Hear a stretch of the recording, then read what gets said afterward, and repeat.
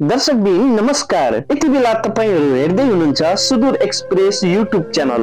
एउटा महत्त्वपूर्ण अपडेटका साथ उपस्थित भइसकेको छु म रवि। भिडियो अत्यन्तै महत्त्वपूर्ण भएको हुँदा अन्तिमसम्म हेर्नुहोला र प्रतिक्रिया दिनुहोला। दर्शकबिन आज जेठ 19 गते राजा वीरेन्द्र वीर विक्रम शाहको वंश नै नाश भएको दिन। नेपाली इतिहासका लागि यो एउटा कालो दिन। दर्शकबिन आजको भिडियोमा यसै विषयमा चर्चा गर्नेछु। दर्शकबिन जेठ 19 गते सम्झनामा तत्कालीन राजा वीरेन्द्रको सपरिवार तत्कालीन राजा वीरेन्द्र वीर विक्रम शाहको परिवारको हत्या भएको करिब 22 वर्ष पुगिसकेको छ। दर्शकबिन 2058 साल जेठ 19 गते राति नारायणहिटी राजदरबारमा राजा वीरेन्द्र, रानी ऐश्वर्य, युवराज दीपेन्द्र सहित राज परिवारका 8 जनाको हत्या भएको थियो। दर्शकबिन राज परिवारको सबै सदस्य सहभागी भएको रात्रि भोजमा भएको हत्याकाण्ड अहिलेसम्म कसरी भयो भन्ने तथ्य सार्वजनिक हुन सकेको छैन। दरबार हत्याकाण्डमा राजा वीरेन्द्रको वंश मात्र सकिएन, यो षड्यन्त्रको पर्दाफास हुन नसक्दा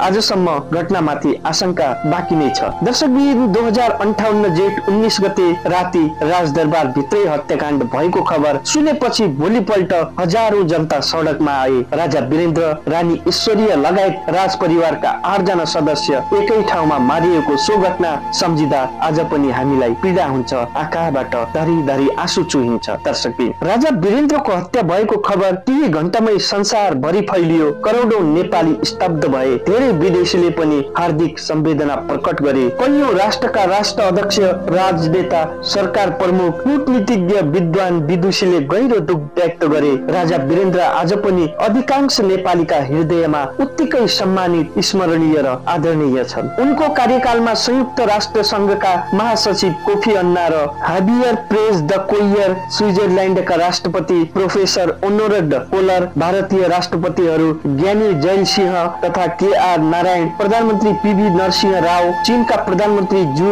रोङजी, मंगोलियाका राष्ट्रपति नात्सागिन बागाबन्दी, श्रीलङ्काका राष्ट्रपतिहरू रणसिंगे प्रेमदास र चन्द्रिका कुमारातुङ्गा, जर्मनका राष्ट्रपति डाक्टर रोमन हेजर्गो र त्यहाँका चान्सलर डाक्टर हेलमुट कोल मात्र होइन, ब्रिटेनकी महारानी एलिजाबेथबाट समेत नेपाल भ्रमण हुनु कूटनीतिक दृष्टिले महत्त्वपूर्ण मानिन्छ। दर्शकबिन राजा वीरेन्द्र भन्थे, जनताले तिरेको करबाट हाम्रो खर्च चल्छ, यसलाई यथाभावी खर्च गर्नु हुँदैन। यस्तै चीनका राष्ट्रपति ली सियान न्यान, फ्रान्सका राष्ट्रपति फर्फुआ मितेरा, मालदिभ्सका राष्ट्रपति मौमन अब्दुल गुयुम र युगोस्लाभियाका राष्ट्रपति मार्शल जोसेफ ब्रज टिटोले राजा वीरेन्द्रको निमन्त्रणामा नेपाल भ्रमण गरेका थिए भने राजा वीरेन्द्रले अमेरिका, ब्रिटेन, फ्रान्स, जापान, चीन, भारत लगायतका धेरै राष्ट्रहरूको भ्रमण गरेर नेपाललाई अन्तर्राष्ट्रिय समुदायमा राम्रो परिचित गराएका थिए। दर्शकबिन कूटनीतिक दृष्टिले साँच्चै असंलग्न राष्ट्र भएकाले नेपालले अन्तर्राष्ट्रिय समुदायको विश्वास आर्जन गरेको देखिन्छ।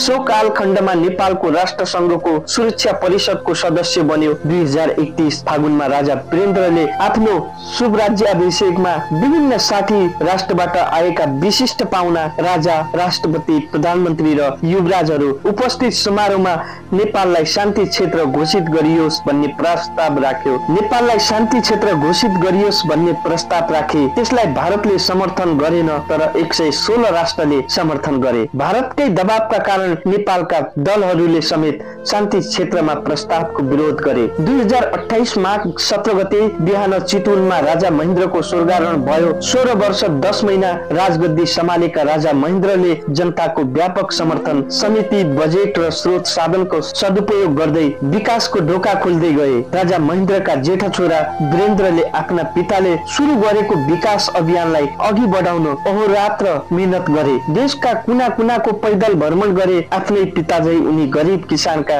झुप्रामा पुगेर वस्तु स्थिति अध्ययन गर्थे, जनताको दुःख बुझ्ने प्रयास गर्थे। महेन्द्र राजमार्ग जस्तै चीन र भारत समेत जोड्ने कैयौं उत्तर दक्षिण राजमार्ग बन्न सकुन् भन्ने इच्छा थियो, तर महेन्द्र राजमार्गको कोहलपुर कञ्चनपुर खण्ड पूरा हुनु नै 18 वर्ष ढिलो भयो। भारतको राजनीतिक दबावका कारण पनि द्रुत गतिमा विकास हुन सकेन। तर श्री 5 वीरेन्द्रको शासनकालमा जति प्रगति भयो दर्शकबिन त्यसको उचित मूल्याङ्कन हुनु बाँकी नै छ। सरल स्वभावका थिए राजा वीरेन्द्र। छलकपट नजान्ने र विकासमा लाग्नेहरूलाई प्रेरणा दिने उनको स्वभाव थियो। उनलाई भेटेपछि आलोचकहरू पनि प्रशंसा गर्दै फर्कन्थे। उनको बाल सुलभ मुस्कानमा जादु थियो। सधैँ प्रसन्न चित्त देखिन्थे उनी। गाउँतिर जाँदा गाउँलेहरूको सुख दुख सोध्ने उनको बानी थियो। गाउँलेहरूसँग यदाकदा ठट्टा पनि गर्थे उनका एकजना सहयोगी सम्झिन्छन्। पूर्वाञ्चलको भ्रमणमा जाँदा राजा वीरेन्द्रले एकजना गरिब किसानलाई घरभित्रै पसेर सोधेछन्, घर त सानो छ, कतिजना छन् तिम्रा केटाकेटी? किसानले हात जोड्दै जवाब दिए, सरकार 11 जना छोरा छन्। राजाले ठट्टा गर्दै भने, ल एउटा फुटबल टिम घरमै रहेछ, तिमी चाहिँ रेफ्री बन्नु। यस्ता अनेक रोचक प्रसंग छन् उनको जीवनमा। वीरगञ्जमा राजा वीरेन्द्र र महारानी ऐश्वर्या साधारण पोसाकमा रिक्सा चढेर शहर घुमेछन्। साँझ पखा राजा रानीलाई चिन्न गाह्रो थियो। चमक्क साँझमा रिक्सावालालाई उनले धेरै कुरा सोधेछन्। उसले भनेछ, अञ्चलाधीश, सिडिओ, पुलिस, हाकिम, भन्सार हाकिम, मालपोत, भूमि सुधार सबैतिर घुस खान्छ दाई। राजाले जेल हालिदिए पनि हुन्थ्यो यस्ता मान्छेलाई। राजा आउँदा के भनेर उनलाई टार्छन्, अरू बेला जनतालाई ठग्छन्। त्यसपछि भ्रष्टाचार बारे छानबिन गराउँदै उनले केही कर्मचारी र प्रशासकहरूलाई कडा निगरानीमा राखेको र कतिपयलाई नसिहत दिएको कुरा वीरगञ्जका पुराना पत्रकार गोपाल गिरीले बताएका थिए। दशकदिन राजा वीरेन्द्रको जीवन खुल्ला पुस्तक जस्तै थियो। 2046 सालमा राजनीतिक दलहरूको राज्यका अधिकार कटौती गर्दै बहुदलीय व्यवस्था लागू गर्नुपर्ने माग गरेपछि नेपाली कांग्रेस र वामपन्थी नेताहरूलाई बोलाएर उनले छलफल गरे। 2046 चैत 26 गते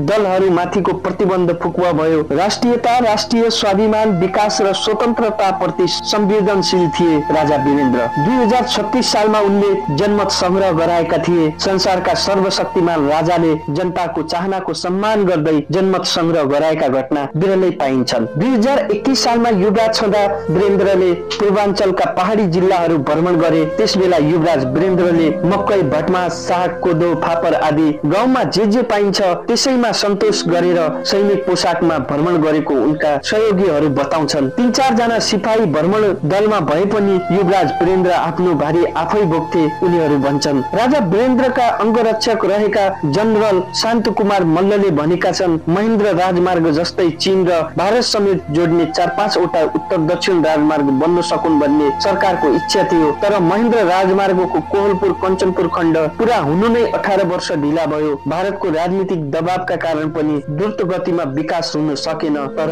श्रीपास वीरेन्द्रको शासनकालमा जति प्रगति भयो त्यसको उचित मूल्याङ्कन हुन बाँकी नै छ। 2019 सालदेखि 2058 सालमा शाही पार्श्ववर्ती एडिसी रहेका मल्ल सम्झिन्छन्, 2021 सालमा हामी रामेछापको एउटा दुर्गम गाउँमा पुग्यौं। झमक्क साँझ परेको थियो। एउटी वृद्धको झुप्रोमा युवराज वीरेन्द्र सहित हामी पिँढीमा बास बस्यौं। त्यो बेला त्यो घरकी बुढी आमाको छोरा भारत चीन युद्धका बेला भारतीय सेनामा गएको रहेछ। घर नआएको 3-4 वर्ष भएको रहेछ। सायद युद्धमा मारे होला। सैनिक पोसाकमा त्यहाँ पुगेका राजा वीरेन्द्रलाई छामछुम गर्दै आमाले अंगालो हालेर भनिन्, यतिका वर्ष कहाँ हराएका थियौ? बल्ल आमा सम्झेर आयो बाबु। युवराज वीरेन्द्रबाट हुकुम भयो, आमा म तिम्रो छोरा जस्तो हुँ। पदयात्राका क्रममा यस्ता धेरै घटना देखिए। जनताको वास्तविक अवस्था बुझ्न सजिलो भयो युवराजलाई। राजा वीरेन्द्रको पालामा 2038 सालमा राष्ट्रिय मूल नीति बनाइयो र 2042 सालमा संशोधन गर्दै अर्को मूल नीति तयार पारियो। त्यसमा राष्ट्रिय सुरक्षा, गृह, परराष्ट्र, अर्थ लगायत विभिन्न विषय समेटिएका छन्। तल्लो निकायलाई आत्मनिर्भर बनाउन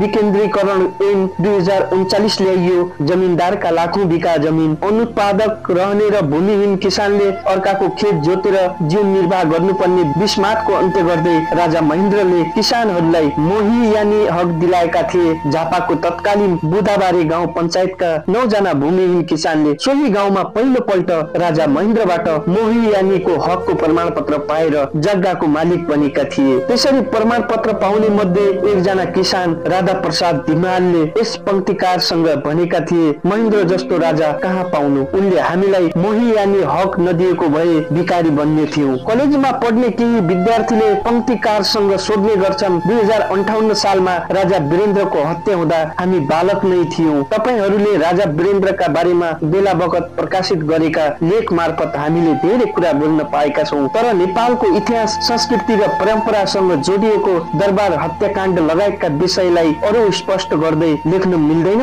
आमा बुवा र दाजु दिदीबाट सुनेका कतिपय कुराले उनीहरूलाई रोमाञ्चित तुल्याउँदो रहेछ। राजा वीरेन्द्र साँच्चै अनुपम रहेछन्। दशकदिन राजा वीरेन्द्र मन वचन कर्मले स्वच्छ थिए। राजा भए पनि अभिमान थिएन। फुर्सदका बेला गहन पुस्तक अध्ययन गर्ने र चित्र बनाएर बस्थे उनी। उनकी छोरी श्रुति पनि सिद्ध हस्त चित्रकार थिइन्। असल र सफल कूटनीतिज्ञ र सच्चा राजनेता थिए राजा वीरेन्द्र। नेपाललाई सदैव स्वाधीन, स्वतन्त्र, सबल र सक्षम बनाएर जनताको मुहार हँसिलो बनाउन चाहन्थे राजा वीरेन्द्र। एकजना विज्ञले भनेका छन्, जीवनको एक पल पनि कर्तव्यहीन रहँदैन। वास्तवमा राजा वीरेन्द्रले पनि जीवनको पल पलको सदुपयोग गरे। सुख शैलमा उनको कुनै रुचि थिएन। राजा वीरेन्द्रका स्वकीय सचिव तथा शिक्षक रहेका नारायण प्रसाद श्रेष्ठ भन्छन्, सोफा बिग्रियो भने उनी नयाँ किन्ने होइन, मर्मत गरेर काम चलाउनु पर्छ भन्थे। आफ्नै कोटको रंग खुइलिँदा पनि त्यसलाई उल्टो बनाई मर्मत गरेर लगाएको देख्यौं हामीले। जुत्ता फाट्यो भने मर्मत गरेर काम चलाउँथे। राजा भन्थे,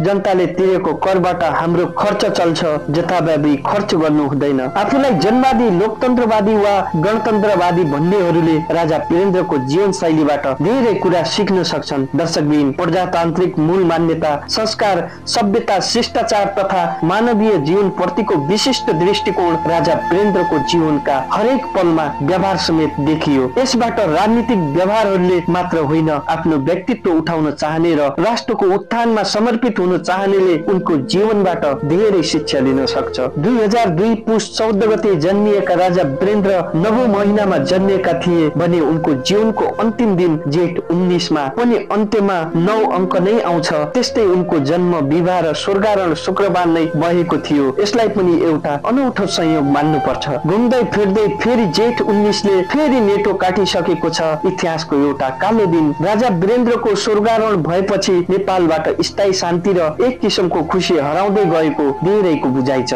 वीरेन्द्रको शासनकाल प्रगति, शान्ति र समृद्धिको यात्रातर्फ अग्रसर थियो। दर्शकबिन, बुद्ध जस्ता शान्तिप्रिय राजा वीरेन्द्रको स्वर्गारोहण भएको 22 वर्ष पछि पनि हामी उनलाई सम्झिरहेका छौं र सम्झिरहनेछौं सधैँ सधैँ। दर्शकबिन, अहिलेको भिडियो कस्तो लाग्यो, हामीलाई कुन ठाउँबाट हेर्दै हुनुहुन्छ प्रतिक्रिया दिनुहोला। यस्तै भिडियोका लागि यो च्यानललाई सब्स्क्राइब गरिदिनु होला। अहिलेका लागि यति नै। नमस्कार, धन्यवाद।